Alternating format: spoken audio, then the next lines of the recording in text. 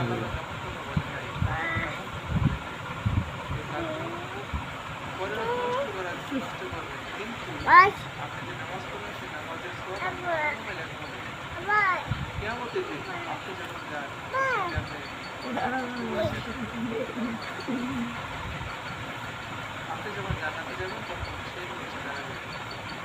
রব্বুল আলামিন এই ব্যক্তি আমার দিকে ফিরাতে বসে দেখছে আমি বারবার টাকা চেয়েছি, টাকা চেয়েছি। কখনো সে আমার কথা ভ্রুক্ষেপ করে নাই, সে সার্বিকভাবে আমাকে অবহেলা করেছে, আমাকে ভ্রুক্ষেপ করে চলে গিয়েছে আমার জায়গায়। আজ যদি আমার সেই টাকা আমার যে যদি সে